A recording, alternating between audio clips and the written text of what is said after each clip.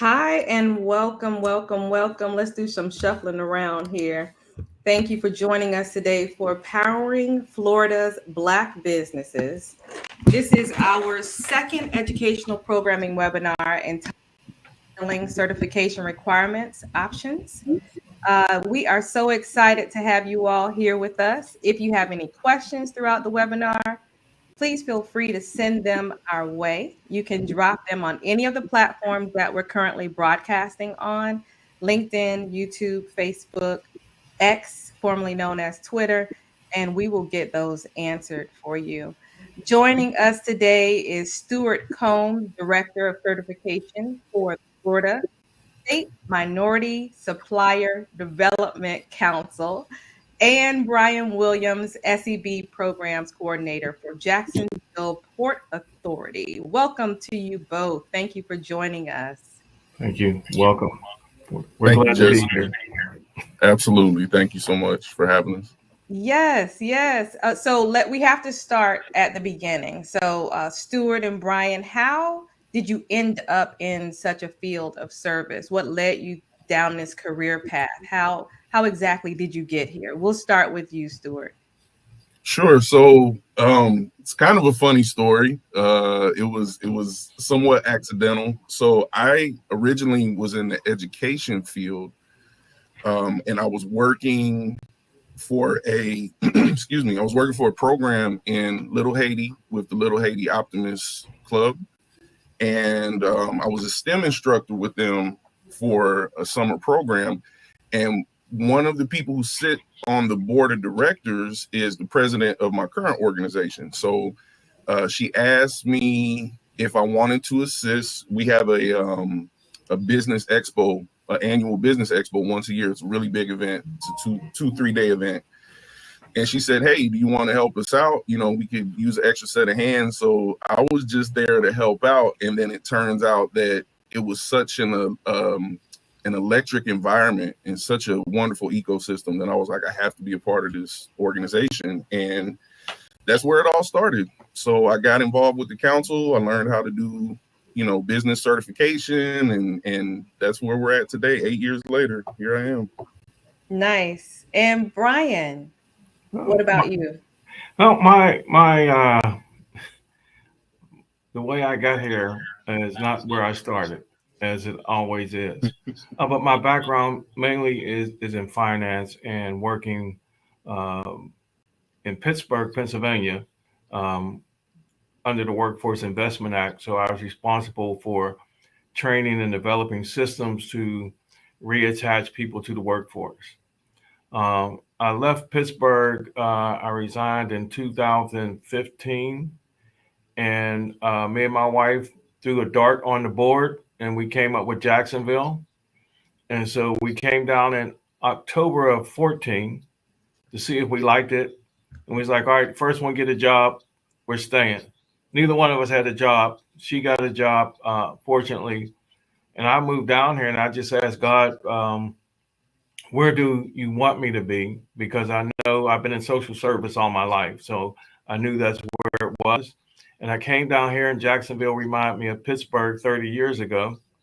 And I said, but they don't have a real strong Black business presence here. So that's where he directed me. I got a job at the school board. And then I came over here to Jacksport to operate this program. So it's social service is kind of in my heart.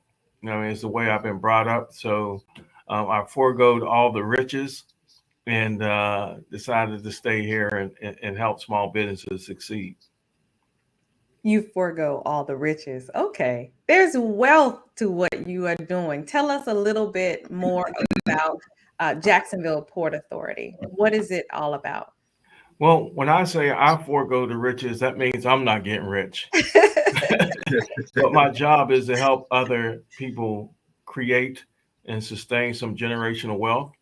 What I do here at the port, it is my responsibility to make sure that small and minority businesses get a shot at the table. I'm responsible for reviewing RFPs, ITNs, all the vehicles that we use to contract out into the community.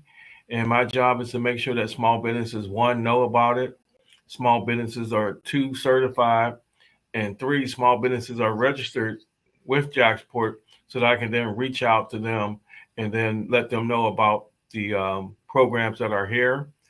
For example, I can either set aside or put a goal on a project or just completely notify subcontractors and contractors of opportunities to bid on contracts at the port.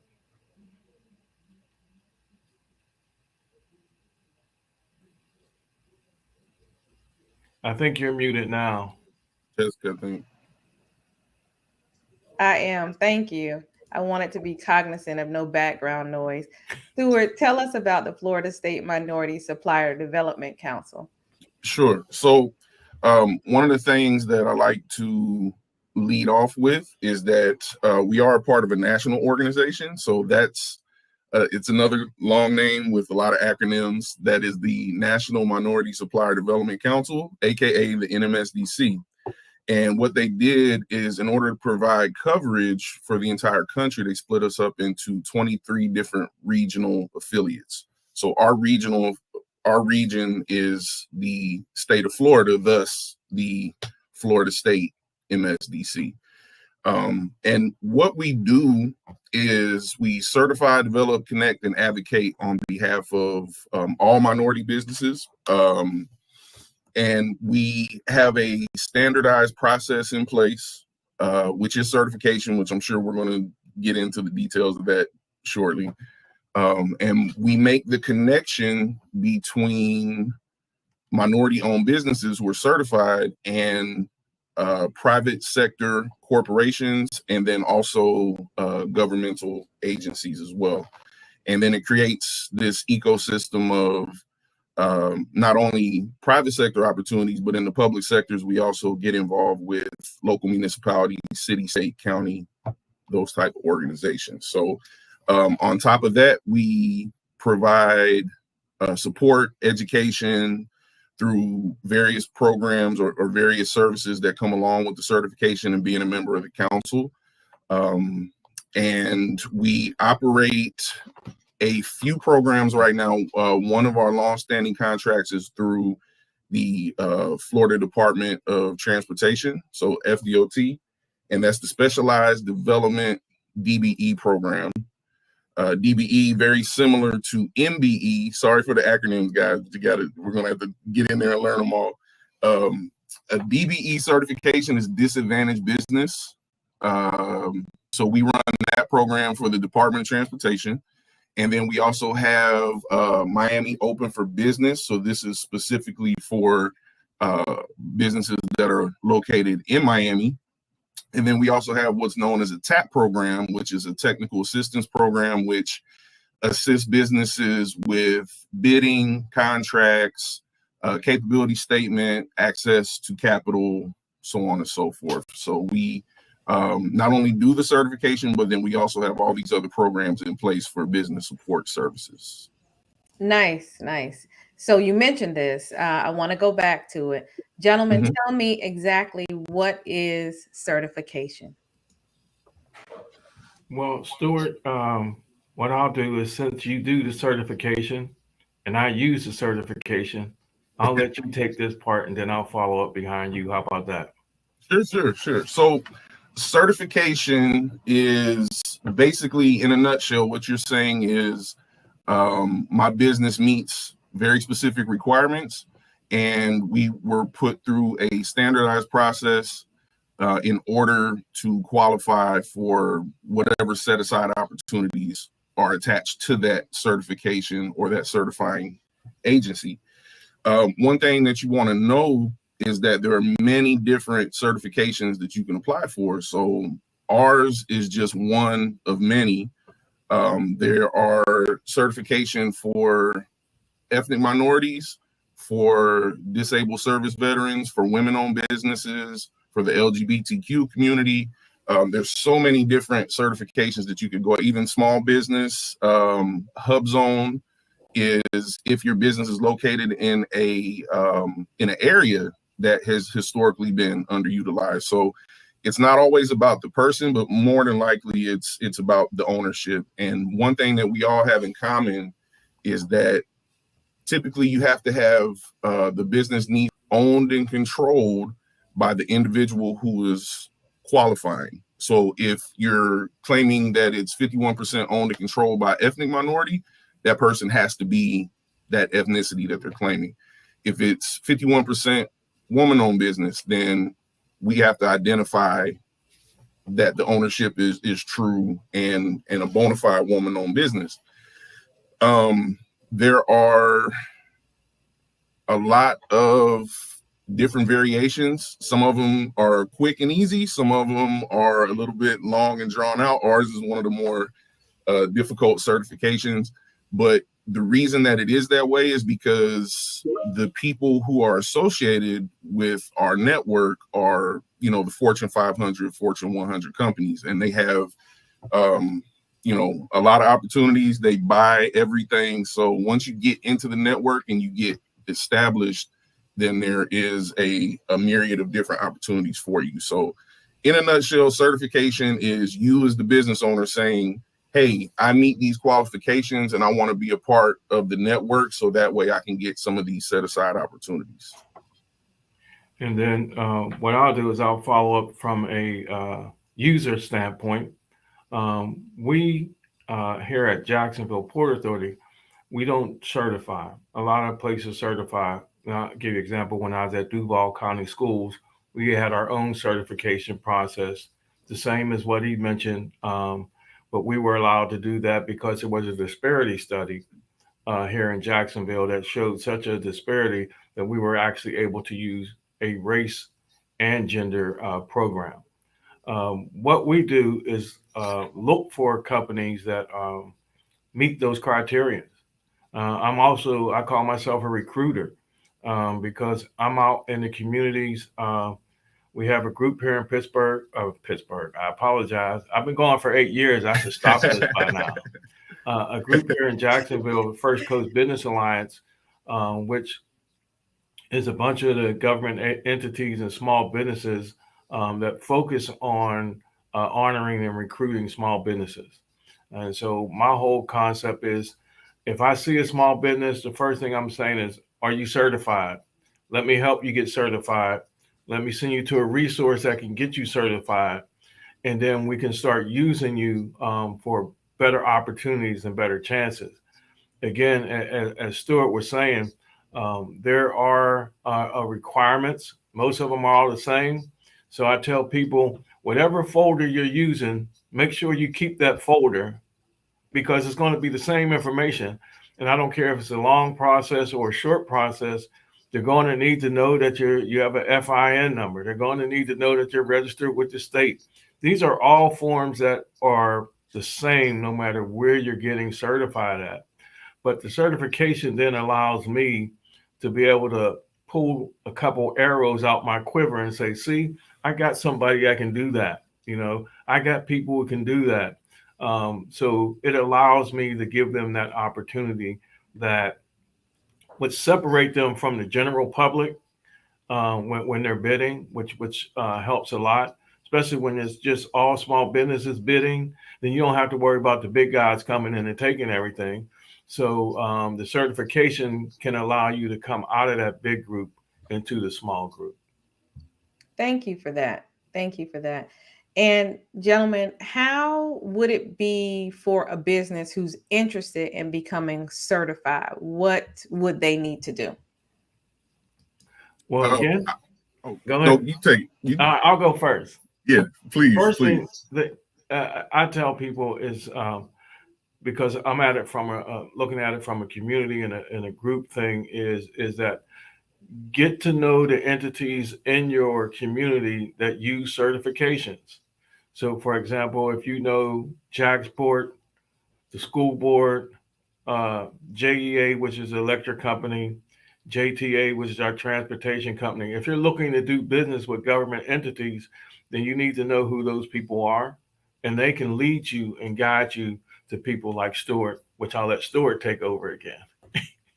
Well, I echo exactly what Brian is saying. One thing that I like to tell people up front, because it can be a little bit confusing sometimes when you're trying to find out what the right certifications are because there's so many. One thing that I like to tell people up front is you want to identify the organization who is providing the opportunity and what their requirements are. So there have been times where maybe a business gets certified with us, the NMSDC, but then they want to use that certification for Duval County Public Schools, like Brian mentioned. But then if Duval County has that specific opportunity you're going after, and then they have a specific certification that they are requesting, that's why you want to know before you go through any process. Okay, I want to go after X opportunity and they want Y certification, so I need to make sure that I'm certified with Y. It can be that you hold many different designations, so you could be a ethnic minority and be a woman and be service disabled veteran. I have many of our constituents that have all of these different certifications, so it's good to have them in your tool belt But make sure that you don't want to just go after every single certification, because then it starts to become time and money and return on your investment. And but yeah, just like Brian said, you take that same folder that you use for one certification, you get all those documents straight, make sure that you are registered with the state, and that you're paying your local business taxes, and that you have your FEIN number and all of those things established. So yeah, that's basically my piece on that. So Thank you. Thank you for that. And this has led to a question from our audience, which I think is great. Once you're certified and you are in the portal, how exactly do you recommend building relationships? Because it's not just about that RFP or RFQ. It is going to boil down to a relationship. And this question is for you, Stuart, as it relates to your government entities, your corporations who have determined that they are going to do business with those businesses that are certified. What would you recommend for that process? Because it's virtual, and it can become quite difficult and frustrating for some businesses. What would you say? Well, I will say this, of course, during the pandemic, everything went virtual, like 100% virtual. We're starting to see that kind of go away a little bit. So it's given us the opportunity to start having our in-person events again. So Brian was just at one of our events back in May. That was our annual business expo. And showing up to the events, making sure that you're in the room. The old saying, people do business with people who they like and know. So you want to make sure that you're consistently coming and meeting with people and, having that place at the table. And then the organization itself, it depends on the organization. So for us, we make sure that we are consistently having all of our we make sure that we're consistently having networking events, matchmaking sessions. So we literally will sit you down in front of the corporation. So Office Depot, Disney, Coca-Cola, and you're in the room with all of these different people and all these different entities. And it just creates this huge echo chamber, a huge ecosystem of people who just want to do business with minority-owned businesses. So my biggest thing, when I answer that question, how do you build relationships, is you have to show up and you have to definitely put in the legwork and come to the events and make sure that people know who you are. Excellent. And see, Brian, you're on mute, but I'm going to go ahead and add this while you're coming off. People are trying to get to you right now. They're I apologize for, unfortunately, I was on mute, so everybody didn't hear me laughing when you said echo chamber, based on our inside joke of echoes all day. But yeah, it's very important. When I was in the banking industry, I used to have a session called Know Your Banker. So now that I'm in this industry, I have sessions, know your coordinators, know your people who are running these programs. And so up here in Jacksonville, and I'm hoping to spread this more in the northern corridor of the state, because Stewart and them got the lower part covered. And coming up here can be hectic. So I'm trying to figure out a way to bring a lot of that information and resources up here up north. But you really do have to know, and you really do have to show. We do a lot of community outreach up here, the different entities, and we do a lot of it together. So it's not like you're just going to see one person. We do a lot of events up here where we're all there, where we're all speaking, where all the procurement teams are there, where all the small business people are there, and we're trying to connect businesses together. We're trying to connect primes with subs with other subs. So it's really, as Stuart said, you get to know the people who are in charge of assigning these types of goals or that are reviewing these contracts. And I have I have a woman who calls me once a week. She called me yesterday and I wasn't in the office. And she's like, how dare you not be there when I call? You told me to call. So I said, I didn't mean like that. But again, I'd rather have that than people not, contacting me at all. COVID was a challenge, but we got through it. We still were out there putting out notices, sending out information, putting on shows like this, where we're interacting with our audiences. And so it's really about, once you get in and do the paperwork, now you got to do the legwork.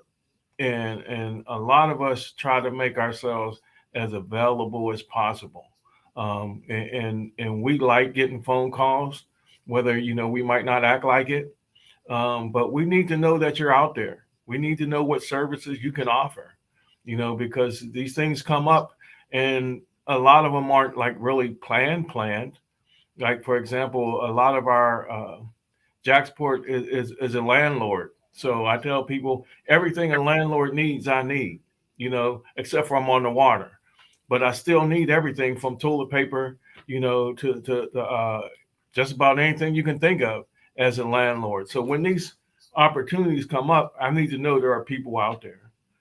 So we go everywhere from construction to supplies and services, and we got to know who you are. So that's my thing to anybody who's asking. Get to know who we are, and we like to hear from you. We don't bite a lot. And we're gonna come back to that and discuss and just drill down on those industries. And before we go to that, I do want to both of you to just talk to me a little bit about this topic. And we kind of got into this during our pre-show when we were talking about opportunities unveiling as a result of traumatic events that have happened throughout the United States, and corporations have began to do things a little differently with set asides and looking towards minority and Black-owned businesses for specific needs and RFPs, RFQs. What are some of the reasons why someone should go through that process? It's not necessarily an easy process, but I think you've touched on it. But I want you to reiterate it. What's the cherry on top? Why would they want to go through this process? What's the reason why? Well, okay, I'll go since you hesitate. Yeah, sure. I believe, and I'm pretty sure Stuart's going to echo this. It's the opportunity to be able to go to the front of the line instead of being in the back of the line. It's not saying that you're guaranteed anything, but you are actually getting that opportunity to be at the front. And I'll give you an example. All my certified clients know that if I get to review every RFP that comes through here. So if I see something that fits, the first thing I do is get on the phone or send out an email to select small businesses that I think can handle this and say, hey, here's a scope of work. Can you think you can handle something like this? Now, they wouldn't get that opportunity if they weren't certified. They would have to wait till the RFP came out. They would have to stand in line like everyone else. It is not saying that they're going to get it, but they know ahead of time because I'm asking them, do you have the capacity to perform this? Now, they get a jump start on what the scope might look like. Can you do this? Are you willing? Are you able? Are you capable? And then I'll say, because if I can get enough of you to say yes, then I could probably put this one aside just for us. Or it gives them an advance notice that this bid is huge. Okay, it's a $25 million. We're building out a new lot for Toyota or something. But these are the divisions of labor that are being used. I want you to get in line because I'm gonna start sending you out who's bidding on it, so you'll know what contractors to go to. And then one more thing, on the other hand, when I do put a goal on a contract, then I tell the potential bidders, here's a list the certified companies that can meet these divisions of labor. So it gives you a little jump. It's not a guarantee, but it definitely puts you in the game, a little bit faster. Okay, that's it for me right now. And I guess for my piece, and yes, I do echo exactly what Brian is saying in terms of putting you in the front of the line. I like to also point out who we're actually putting you in the room with. So that is one thing that I've noticed over the years. Just the countless organizations that are involved and that are, the ones who are coming to us for certified MBEs. These individuals you normally would not have access to. They make decisions, they have budgets, they're money people, you know what I mean? So if they're the money people for Fortune 500 companies, probably not going to have their phone number listed just open for everybody to call them. It would be pretty chaotic. So that it creates this room of individuals who normally wouldn't have access to, who are giving you that 10 minutes, 15 minutes, 20 minutes of discussion to say, hey, I need somebody who does XYZ, and because you're certified, we want to put you in that position. And if you don't mind me following up on that with a little bit, that is so important. And using that example here at the port, everybody thinks because things are happening here at the port that the port is doing it, but it's really our tenants, and the people don't have access to the tenants, and the tenants don't have access to the small businesses. So I've been approached to put together a what I'm calling a logistics summit, because the tenants here at the port are trying to find a way to work with small and minority businesses, and they want to figure out how do we make that connection. And I said, oh, it's funny you asked, because the small businesses are asking the same thing. So this is something that has fallen kind of out of our realm. I don't have anything to do with the contracts, but these private companies, as Stuart's saying, are coming. Give me some certified Black companies that, because guess what? A lot of them, get government money too, and so they have opportunities in their contracts to fill. So I'm hoping again that, as Stuart says, as we start bringing these larger companies to the table, that the normal small business doesn't have any way to be attached to them at all. And this is kind of like out of what I do. Usually I do everything just for the port. Now I'm actually doing it for the port. Thank you for that. You touched on this earlier, and you started talking about construction as that industry, and I will say that as a small business owner, the first time you think of RFQs, RFPs, all of these opportunities, you immediately think construction. You hinted on this earlier, Brian, but can you all delve into a little more on what industries are actually sought after? All right, so I'll go with because Stuart's answer is going to be a little different on this one. We finally have different answers, I think. Um, Most of the government entities who deal with certifications, their first go to is construction services. So the whole system was kind of developed to make sure that these construction jobs that come into the city, that the small businesses get a piece of it. So it was originally geared mostly towards construction and engineering. So everybody who has one mostly deals with construction and engineering. Out of that has bred, now that we've got our foot in there, what about the other services that are being done? And so now we've gotten into, again, what's common now: janitorial, landscaping, uh, promotional items, and things of this nature.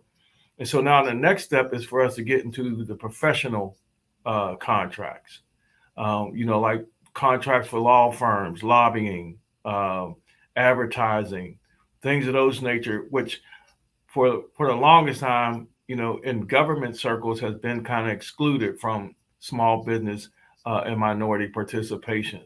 So we're gradually um, moving forward into areas now where people don't look at minority firms as much.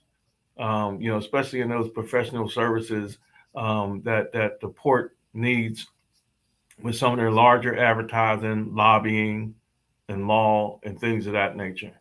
So, but mainly it's construction, engineering. I'll stop now, Stuart. I guess for our network, and he's right. It is a bit of a different answer because we have so many different corporations that are involved, and they need all kind of different services. So whether it be marketing, IT, cybersecurity, the healthcare industry, construction is included. All of those things are something that they all need. So we really don't have a dominant industry because they need all of those things. And we've seen different companies who offer different services create joint ventures, and then they're able to get these larger contracts or these larger opportunities from corporations. So it could be an IT company that's partnering with healthcare industry, and then they come together, create a joint venture, and then are able to get that opportunity. So that's one thing that I can say about our network is that nothing really dominates unless you want to count professional services. But when you say professional services, that includes everything. So you could be an IT consultant, you could be a construction consultant, you could be an engineering consultant. So yeah, it's open to all industries, all industry classifications, and I've seen some of the small businesses or some of the minority-owned businesses are able to get opportunities that they otherwise wouldn't have thought were available. So thank you. I've gone through your process, Stuart, but I think it's worth you discussing with all of our viewers, what is your registration process? What are some of the things that you have to provide? And what's the average length of time for that process? So our registration process is notoriously known as one of the more stringent ones. The NMSDC has their national guidelines, and then they implement it. We're the ones who implement the policy that the corporation and the NMSDC have already vetted. So a lot of times people are like, well, hey, why do I need to give you minutes of meetings, and why do I need to give you that? And the thing about it is it's a very standardized process that's coming from the national organization. So some of the things that you have to be prepared to provide are going to be proof of ethnicity is a big one for us. Some people say, hey, can't you just look at my ID and you can see that I'm a Black man or I'm a Black woman? And it's not that simple. We have to have it on a birth certificate. Sometimes we need to collect your parents' birth information. It really just varies depending on the individual, right? I want to add, as Sure. someone who went through the process, that was an interesting question for me, because I didn't even notice that there was no race on a birth certificate. Yep. I don't have race on my birth certificate. My parents don't have race on their birth certificate. And then I started thinking to myself, well, I'm over 50. Maybe this is something that they do now. Then I went and pulled my children's birth certificates. There's no race on their birth certificates either. So it was something that I don't think that I ever thought about. I'm like, I'm Black. I know I'm Black. When I went to the DMV, they asked me, I said, I'm Black. But then I realized, I said, I told them what my race was. It wasn't something that I provided documentation as to what my race was. So that was really, really interesting to me. Very. I still am astonished at the fact that in our life it is so big. What is your race? And it's not documented on your birth certificate. Yeah, and I'll say this, because we are in the state of Florida, I've had the opportunity. So some of my counterparts in different parts of the country, they just deal with, Black and Caucasian, I guess. Um, I have the opportunity to deal with people from all different parts of the country. So South America and Spain and Cuba and all these different places. And believe it or not, the United States is really the only place that has that classification of race on there. If you're born in Puerto Rico, you're just born in Puerto Rico and you're Puerto Rican. You know what I mean? Or if you're born in Bolivia, then you're Bolivian. And then that's how we identify what the ethnicity is. But in the United States of America, it does tend to become a bit of a challenge. And especially, and I'm telling everybody this on the panel today, especially for our Black-owned businesses, because then you have to wonder if the state that you were born in, do they even record it? So the state of Ohio, where I was born, they recorded my ethnicity, but then New York normally hasn't done it in many generations. So then we have to find workarounds and collect, maybe medical records or something akin to that, to where we can identify the ethnicity of the individual who's applying. So yeah, that's definitely something that you want to be prepared to provide those documents.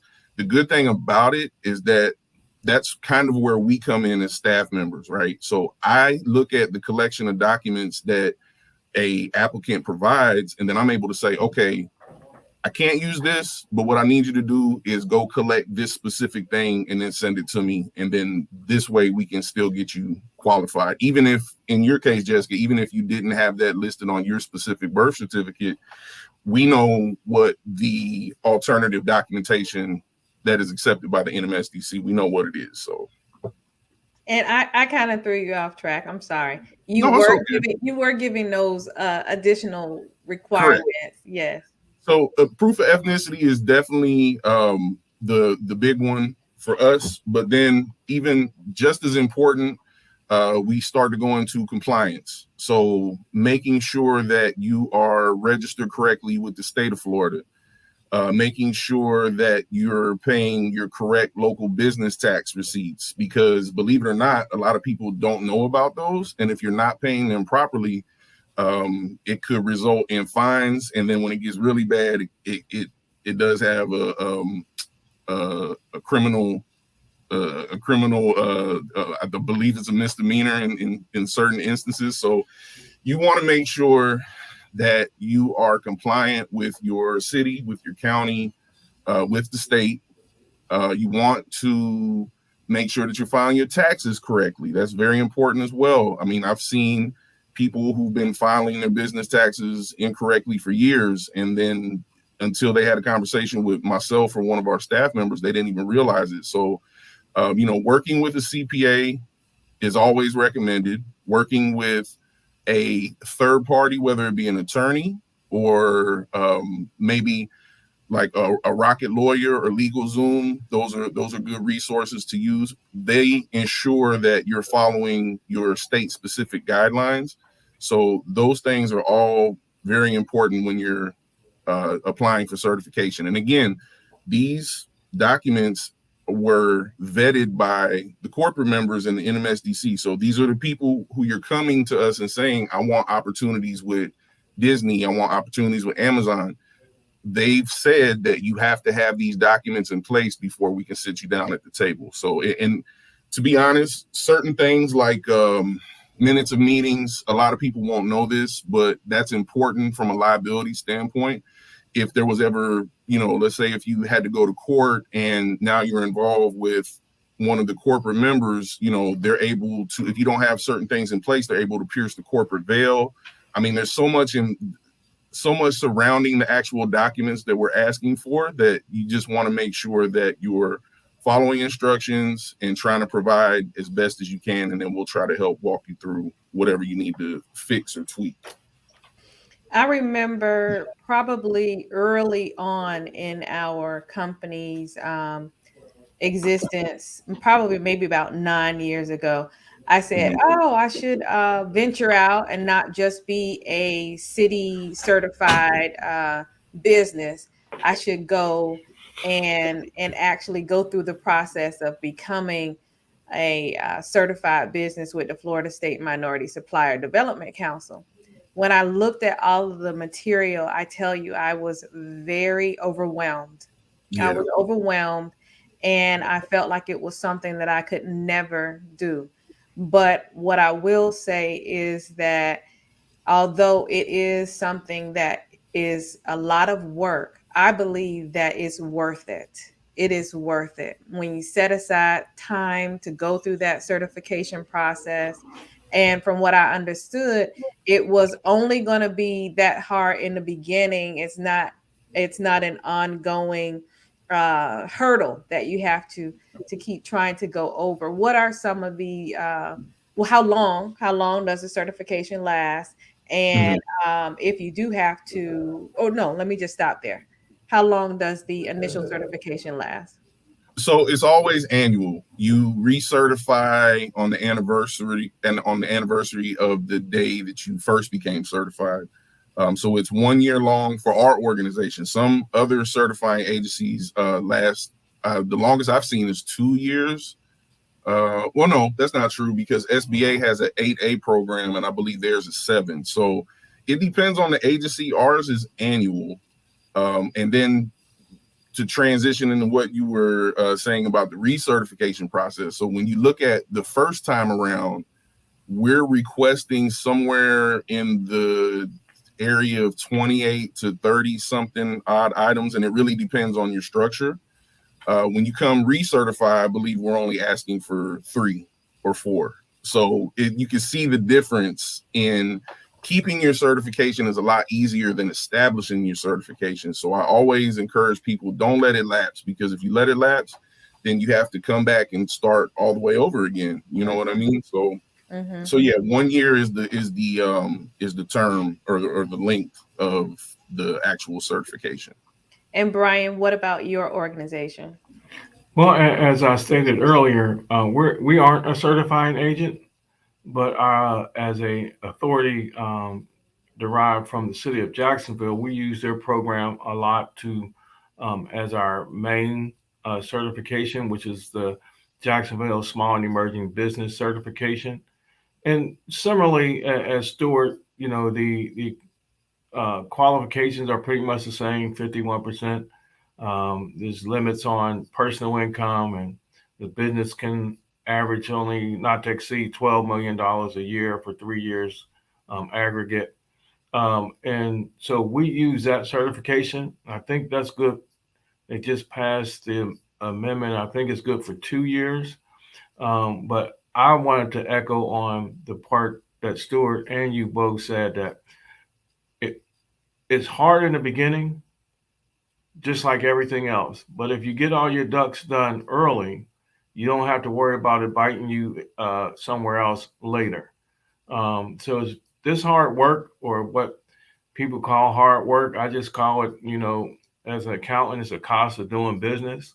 And you have to realize that unfortunately there are a lot of other people that are requiring this information, whether it's the government or private firms or whatever. And we're not asking you for stuff just because we want to ask you for stuff. It's because somebody has requested it, and it meets our regulations. But here in Jacksonville, we're fortunate enough that we built our program out because we get different fundings from FDOT and different sections of FDOT and different sections of the state that we have are allowed to use almost any certification that a person has. So if you're an MBE, if you get certified in the state, and your Office of Supply Diversity says, okay, you're an MBE. If MSNBC, I know I didn't just say that.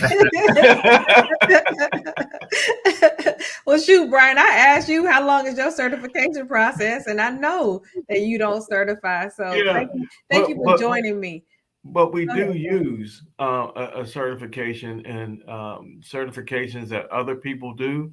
But the JSEP certification is for a lot of the city entities that are in our town, which is a big employer. of most of our contracting work here. Besides the hospitals, it's either the transportation or electric or the city. So we use their certification for most things, unless the funding stream says we need to use a DBE. Other And than that was that, if you're certified, we want you. that's a great And so point that we you cut down can be that barrier. certified with a number of different agencies. It's not just specific one specific certification for you. I do want to remind the viewers that you have an opportunity to ask these professional experts questions, which is very rare that you're able to just drop a question on these gentlemen. I know firsthand, Stuart, you can't even get in touch with him. Let me tell you, I'm gonna try to hold him after this broadcast because I have a bunch of other questions I want to ask him. But we do have one question from our viewers. Is it worth a healthcare provider to become certified? I think that's a very good question. We did touch on earlier about industries. So what about healthcare? I would say for our network, absolutely, because when you understand who the corporate members are, and when I say corporate members, I also include any large purchasing agency. So you might not look at Jackson Health as a corporation, but they are in our network and they do accept our certification. So same thing with Broward Health and Tampa General and all these various different types of entities that are involved in that field. It absolutely does make sense. Now, what your specific product or what your specific service is, you have to evaluate that and say, hey, is this something that Jackson Health can use? Is this something that Broward Health looks like they have a space for this? Those are the things that you have to determine as the business owner and operator. But as far as the industry itself, absolutely, we have a lot of the great healthcare organizations are actively a part of our network, and you'll see them when you come to the events. Those are the people who we're actually actively sitting you down with. Moffitt Cancer Center, University of Miami, all of those are in our network. Absolutely. Yeah, and again, one of the things I try and do, especially up here, is to let everybody know there's more than just us. Um, and so when you look at the healthcare arena, and you realize that healthcare is one of the biggest drivers here in Jacksonville, then yeah, when they want certified people, definitely you should sign up, because all of them now have hired people to do exactly what I'm doing, and that's going out and looking for small minority businesses. And the first places they go to are the people who are supplying the certifications. So, they want to be at the table as well, because there's a lot of talent that we have out here, a lot of talent. And so, if you get certified, again, I'm going to go back to Stewart with them. They do a lot of work with hospitals. But I know the hospitals up here, UNF, St. Vincent's, Baptist Health, they have all started divisions now in small and diverse businesses. And now they're coming to join the groups that we're in so that they can get the certified people. So we end up supplying them with those people. So it's definitely, and forgive me, I just got caught in the middle with that. Because what Stewart said is so important, is that you have to look at your business and says, is this a need of this hospital, or is this a need of this company? Because if it's not a need, then they're not going to make a need for you. So you got to make sure that getting these certifications, that you're doing them in areas that you provide a useful service to an entity, and not because you think your product is great that they should have it, but that there are things that they need, and things that if they're not putting requests out for them, then they don't need them. Well, at least As they it don't know they relates, need them. as it relates to this certification process, Have you found that there are businesses that have what, for lack of a better way to describe it, a set aside where they have determined that they have to look for businesses that have become certified under any auspices? Have you found that to be the case?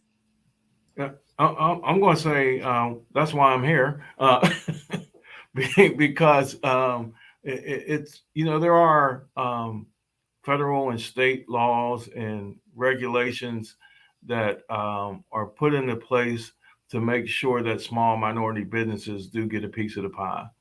So it's in the same with most of the people who do any business with government, no matter what agency they're in, they have a civil rights division. They have a division that's Yep. there to make sure that small businesses get a portion of that. And a lot of them set goals that are, like, for example, Florida, even though our governor is not great on goals, um, FDOT still has a goal of 10.65% of their contracts to go to DBEs. Now, that's not a mandatory thing, but believe me, they look to get that. They look to make sure that everybody knows we still want to make sure small businesses are getting a piece of the pie. So, um, in the governmental atmosphere, that is definitely a part of that. And Stuart, were you going to ask something? Yeah, from the private sector standpoint, because I've had the ability to work in both spaces. So through our FDOT program, there tend to be some requirements in terms of what percentage minorities need to be utilized. In the private sector, it's a little bit different because this is more of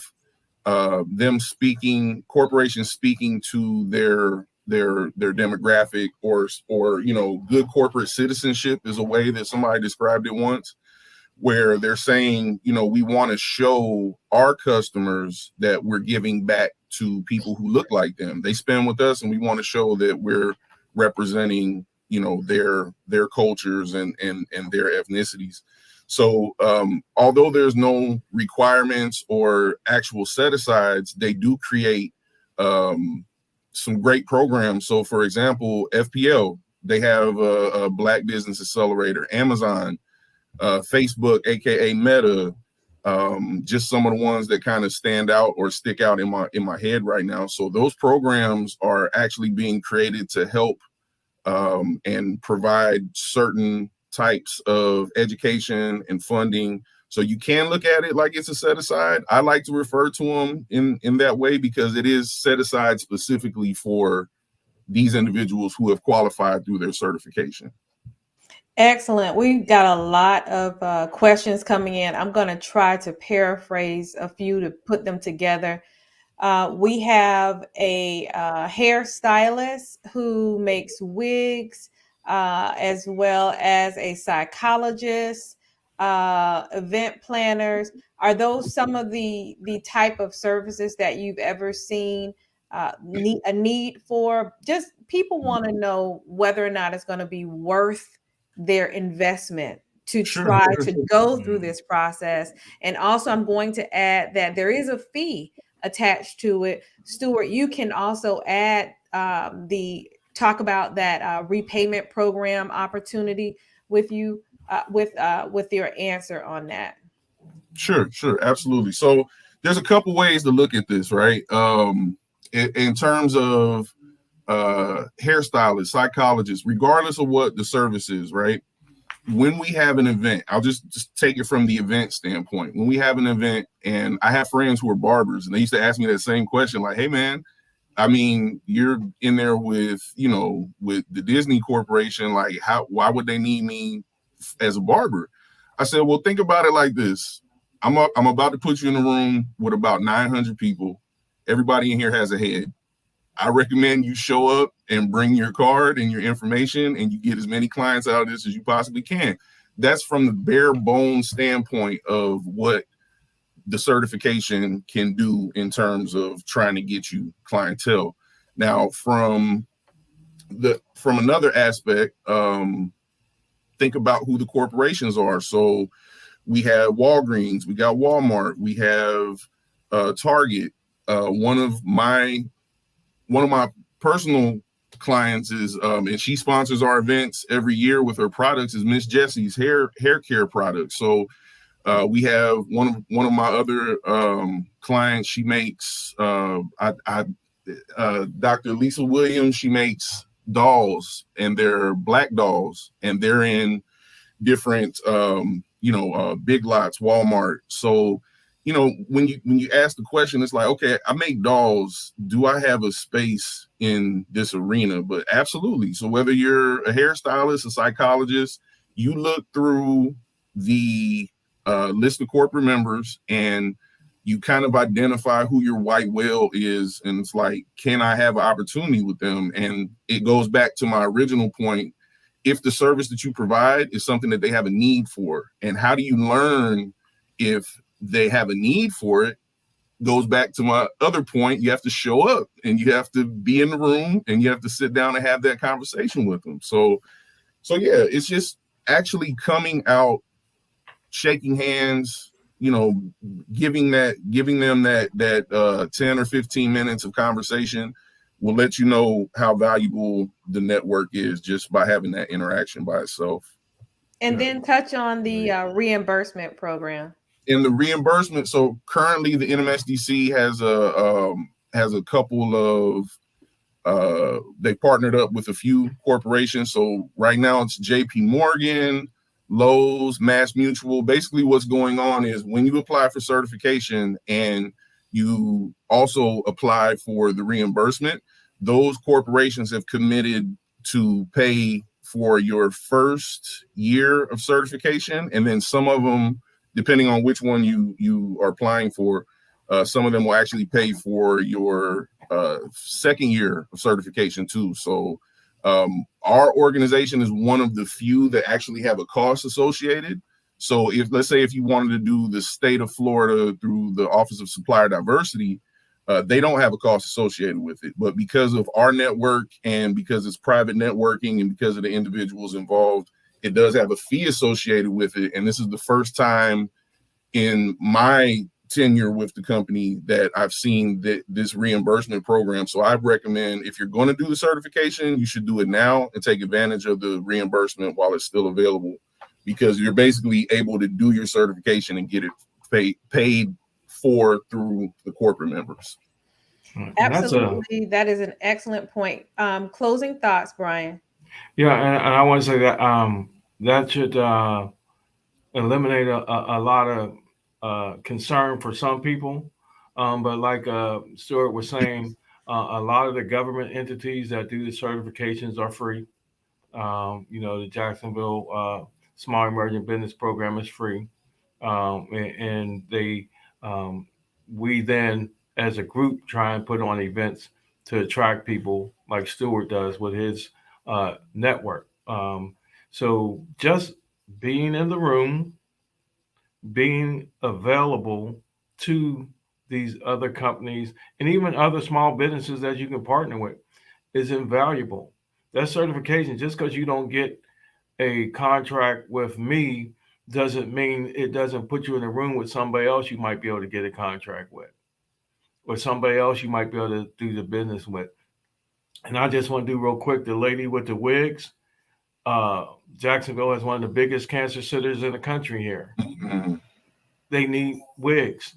So that there's a way to get in there with your product. And that's just something I was thinking off the top of my head, but that's how you got to think. Okay, they got a cancer center there. Maybe they can use my product. Everybody can't use it, but maybe that white whale can use my product. That's how you got to look at it. Excellent. Stuart, did you have any closing thoughts? No. Well, I would just like to say that, I know that being a business owner is not an easy task. I know that entrepreneurism, it requires courage, it requires patience. Doing this for your company is just one of those things to put into your tool belt to try to give you as much of a winning shot as possible. So, when you are having these discussions with anybody who's providing the opportunities, you want to lead off with yourself first and say, this is who I am, this is what I provide. Oh, by the way, I'm also certified. It's always one of those afterthought things, but it's that afterthought that actually, it's that phrase that's really going to set you aside from the next 150 people that person is probably about to have a conversation with. So, make sure that, you understand what it is. Try to get as much of a ROI from it as possible. And, just learn the system in terms of what all is out there and what kind of opportunities are available, and try to use them as much as you possibly can, because I've seen people very successfully navigate this network from startup, and now they're all the way up to, in the triple digit millions in annual sales. So just have patience, make sure you understand what it is that you're trying to go after, and the certification can definitely benefit you in that way. Well, thank you all so much. Thank you to you, Stuart. Thank you, Brian, for Thank you. allowing us to ask you these questions. And thank you to all of our viewers for joining us for today's webinar detailing certification requirements. We hope that you have gained invaluable insight and information regarding the process. Don't forget to follow the Florida Association of Black Chambers of Commerce's Facebook page. The link is in the chat. We have upcoming additional webinars: top business marketing trends and strategies, sustaining a profitable business, finding and applying to RFPs, bids, contracts. So much coming up. We're also going to be in Pensacola for an in-person event in October. In November, we have an in-person event in Miami, Florida. Just stay in the loop. We will also be sending out the contact information for Jacksonville Port Authority, as well as for the Florida State Supplier and Diversity Council. Thank you for joining us. We appreciate you.